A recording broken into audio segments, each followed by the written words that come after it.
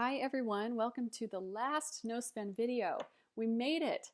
Today I'm going to give you some final thoughts, some lessons that I've learned, what happened the last few days of October, how we're going to use our money, and then of course now that no spend is over, what we have actually spent some money on. Let's start of course with the planner. You may or may not have noticed I did change out the cover for November, so that's always fun to do. And then here is how the tracking ended up. Of course, when you end a difficult challenge like this, it's just a beautiful sight to see a completely full month. Every single day has a star that you've earned. I did mention that on the first we had an almost spend. My husband had a stressful day. He had missed lunch, kind of forgot it was October 1st, and then almost bought something at Chick-fil-A. Fortunately, he remembered at the last minute. And then of course, the 31st was another almost spend that I'll tell you about in just a moment. But overall, it was successful with just a few hiccups and some struggles that we worked through. Then here is the monthly spread, which of course shows our menu plan. And I want to give you some statistics here because I think they're interesting. I did learn quite a few things, and then I'm just hoping to help somebody out there. Out of the 31 days, we ended up only eating 19 out of our 31 dinners that were planned, which is a little low for us. We're normally in at least the 2/3 to about 3/4 range of what we actually eat. Of course, this is a plan, and so you do want to be flexible, but that is a little bit low for us. And of course, what that also means is I now have 12 meals that I can forward to November, which I'll give you a peek at November right there. We did have 5 shake the fridge meals, which is also very high for us. I did neglect to plan a shake the fridge meal, which just means whatever falls out of the fridge or whatever you feel like eating, that's what's going on. And also a leftover magic. I had forgotten that. But so normally it's 2 out of the 30 days essentially, but we had 5. That also just goes to show you how many leftovers we had for the month, which was also high. We had 4 spur of the moment meals / unplanned meals. 2 of those were my husband was sick and needed some comfort food, and then the other 2 were just me trying to use up some food before it spoiled. And then the last 3 meals were we ate outside of our home with either friends or family at their houses, and one of those was planned and then the other 2 were not. So that's just kind of an interesting look on how the food went, because that's always a big one with no spend. So for the freezer and the fridge challenge, I'm going to give myself a B on that one. I did mention in my week 3 video that I kind of just hit the wall and was really super exhausted, especially at this week 3 level. I did let some food spoil that I probably shouldn't have, and so there is room for improvement there. The tertiary challenge that I had going on was the Smoothie A day, and that one I planned all new recipes. So all 31 days had new smoothie recipes, which in hindsight was a mistake. Also, the majority of our dinners were also new menus, new recipes, new menu items, and so that was one of the reasons where I was just really exhausted. My other one was my husband was sick and hurt himself, so I did have to play nurse. But like I said, I just got really exhausted, especially this 3rd week here.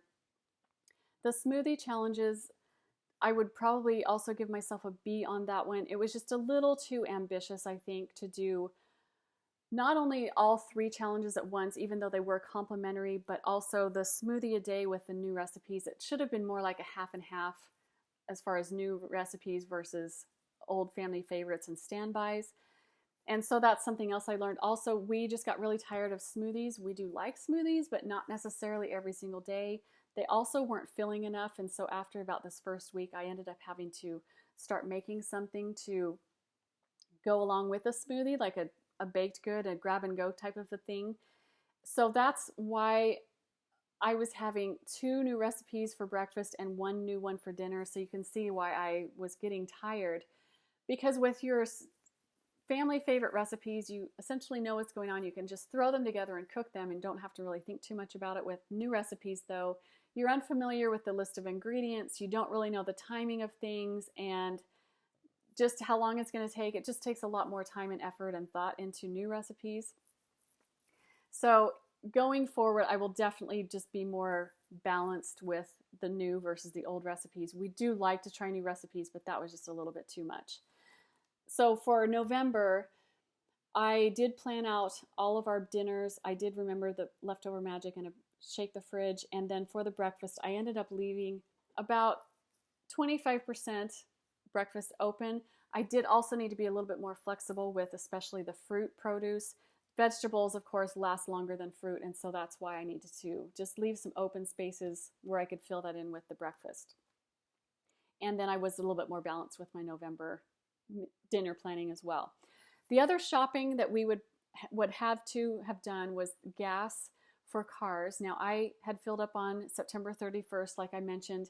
I did not end up having to fill up my tank, which was I thought was going to happen. I still have actually a third of a tank left, and that's really because if you're not shopping, you just don't use as much gas. My husband normally fills up every single week. He has a 30-minute commute each way.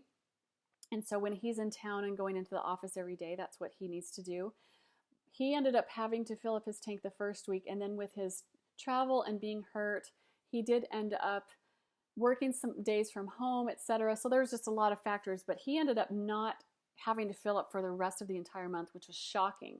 So out of 2 cars, we only had to fill up once with 1 car. So that was really great. Then as far as the money that we saved, I'm going to say I was a little bit concerned going into this because my husband has not got a raise this year. And then last year I had a steady paycheck coming in with my job, which I don't have this year. So automatically we weren't going to be able to save as much as last year. And then we also had the crazy amount of spending that we've had to do, which was our huge car repair bill that I told you about at the end of September. We also recently had to replace our air conditioning unit and our furnace, which of course, as you can imagine, thousands of dollars. And then we also had a huge hospital bill that came due, which was from towards the beginning of the month that just kind of finally cycled through the insurance and just finally came due on our portion. So just a ton of money that was going out, and then also not making as much money from last year, but we still were able to save about 80% of what we saved last year. So I'm going to consider that a big success. With everything, all the factors that I just told you about, we are feeling extremely uncomfortable with our family savings level. So we are just going to keep our money in savings and continue to build that up just a little bit more. And then I also wanted to show you that we did end up going out. Well, let me first show you about the 31st. Okay, so my husband came to me on the 31st, and here's what happened. Apparently, he and my kids were talking about going to see a new release movie. And then he came to me and said, "What did you mean when you said we could be a little bit more flexible this year?" And I said, "Of course, what do you mean?" And so he explained the situation and we talked about it. And ultimately, what we came up with is if we had to go to the grocery store for a few fruits and vegetables, that's a need. You have to have some food. Movie, on the other hand, is considered more of consumer spending. So we made the ultimate decision to not go to a movie. Now, this is a kind of a moral dilemma that everyone's just going to have to make for themselves. If we had decided to go to a movie on the 31st, it was 9 or 10 o'clock by the time we would have been able to go there, I still would have considered it a no-spend success because most months have 30 days or 28 or 31, depending on how you look at it. So pretty much the very last hour of the very last day, I don't know. I think I've gotten a little bit more flexible over the years as we've done these no spends. That would have been okay with me. Same thing with going to the grocery store on the very last couple hours of the 31st. But we ended up not doing it. We didn't feel like we needed to, and we had some other social activities going on with Halloween and such. So we didn't end up going to the movie, but it would have been okay, I think. Then we also observed the Sabbath day. We knew for sure that we weren't going to be doing any spending on the Sunday, so it was going to be at least the Monday before we did any spending. As you can see, I have grocery shopping here, but I didn't go, you guys, and still it is now I'll just forward. It's now the 9th, Monday. I still have not gone to the grocery store. I really haven't.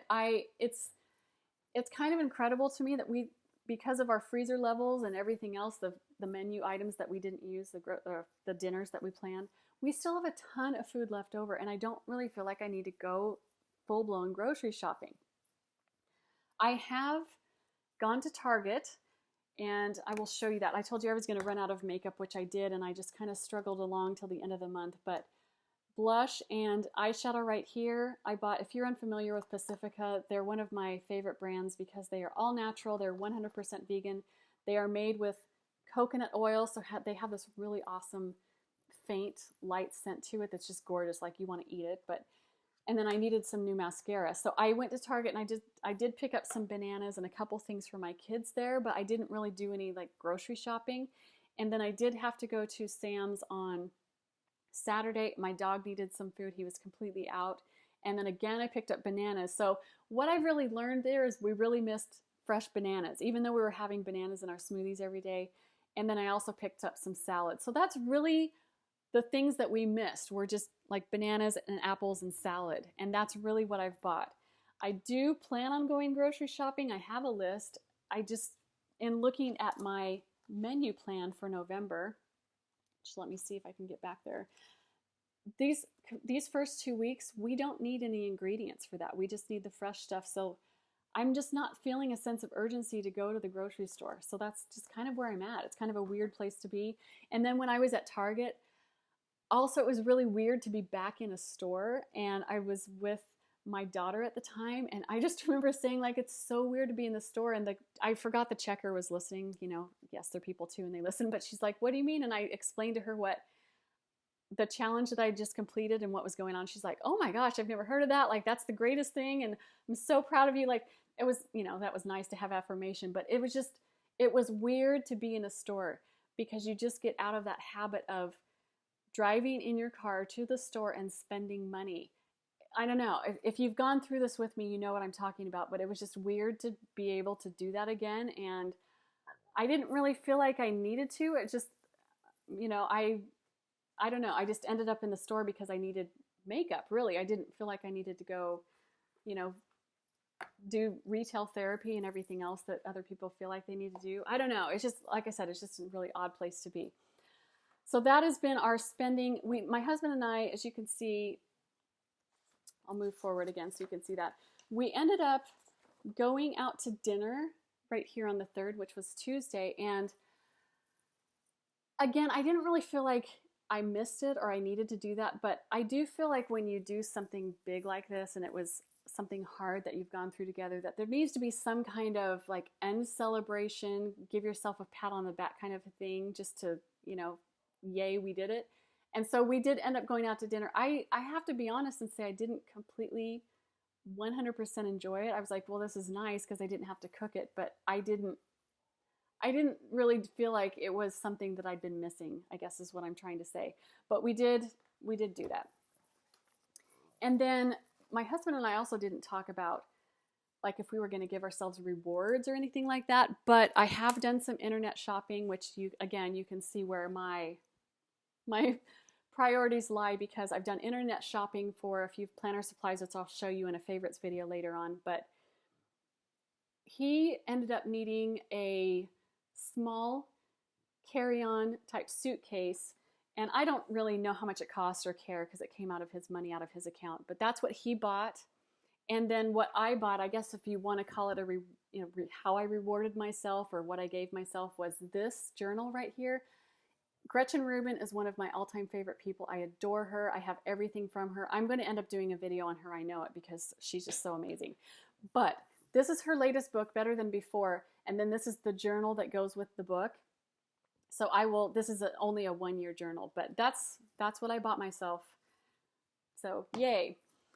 And moving forward, you know, I'm sure people are going to ask if we want to do this again or are we going to do this again? And definitely we will. There are some things that I learned from this year. I had mentioned that my kids really wanted to go to the pumpkin patch and were kind of disappointed that it was No Spend October. So because of that and just a lot of other factors, I always feel like, I guess in my logical brain, that it must start on the 1st of the month, right? But I think next year we're going to start like the middle of September and then go to the middle of October. And I think that will help alleviate some of the issues that we had this year with, you know, the movie and my kids and things like that. And I think it's helpful to know what your weaknesses are The things that we struggle with, especially, of course, you know, fresh fruits and vegetables. Movies is a big one. We love movies, both at home and to go to the theater. Snacks and treats, of course, to go along with the movies. And then eating out once a month, you know, it is nice to do. I don't feel like it's a necessity, but it is nice. And then for me personally, it's going to be internet shopping. That's where I do the majority of my shopping. I'm not really a person who just loves to go to the store or feels like they need to hop in the car and go buy something. And as you can see, like I said, with me buying some things already from Amazon, but not going to the grocery store, yep, that's how I roll. So I think with the movie premieres, I think that's just going to help, I think, with just doing it the mid-September to mid-October. And then we'll have, especially with Halloween, if we want to go to a movie on Halloween night, which is what we normally do, or whatever it is, I think that's just going to be a better fit and just, like I said, just be a little bit more flexible and make it better for our family. Anyway, if you've made it this far to the end of the series and the video, thank you so much for your time and for watching this. I hope this has been helpful. I'm just trying to share my experience to help those other people out there. If you did it with me or plan on doing it, I wish you all the success in doing this. Thank you again, and I will talk to you soon.